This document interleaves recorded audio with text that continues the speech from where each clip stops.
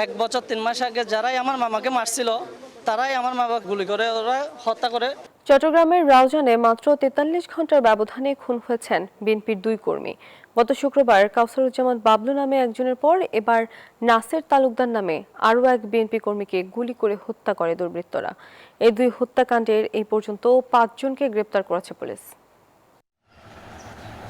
গত রবিবার দিবাগত রাতে উপজেলার কদলপুর ইউনিয়নের ল্যাঙ্গাবাইলার ঘাটা এলাকায় নাসির তালুকদারকে গুলি করে হত্যা করে দুর্বৃত্তরা।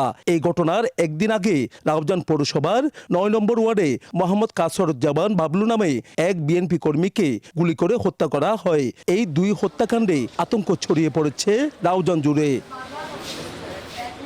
নিহত নাসের তালুকদার রাউজানের দক্ষিণ শমশেরপাড়ার বাসিন্দা। তিনি বিএনপির রাজনীতি সক্রিয় ছিলেন। পুলিশ জানায় রোববার রাতে বাড়ির পাশে নাসিরকে গুলি করে পালিয়ে যায় দুর্বৃত্তরা। পরে চট্টগ্রাম হাসপাতালে নেয়ার পথে তার মৃত্যু হয়।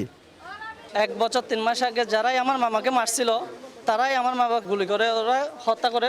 যাদের নাম বলছে জানি আলম, ওরা আওয়ামী লীগ করা, আমার কাছে প্রমাণ আছে। ওনারা গিরগিটির মতো রূপ বদলাইছে বারবার। তো ওনারা আমার বাবাকে বারবার হত্যা করার চেষ্টা করছে, কারণ আমার বাবা বিএনপি করে, এটাই অপরাধ।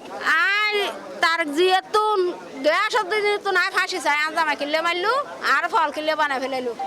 পুলিশের প্রাথমিক ধারণা এলাকার আধিপত্য বিস্তারকে কেন্দ্র করে এই হত্যাকাণ্ডের ঘটনা ঘটতে পারে। আমরা অভিযান শুরু করেছি এবং ইতিমধ্যে কয়েকটি সন্ত্রাসী গ্রুপ আমরা চিহ্নিত করেছি। আমরা যেসব এলাকায় সন্ত্রাসপ্রবণ এলাকা হিসেবে চিহ্নিত করেছি সেখানে আমরা ব্যাপক অভিযান পরিচালনা করে মানুষকে স্বস্তির একটা জায়গাতে আমরা নিয়ে আসবো ইনশাল্লাহ।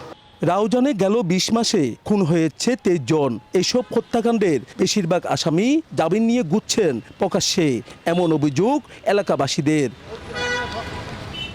নয়ন বড়ুয়া জয়, নিউজ 24, চট্টগ্রাম।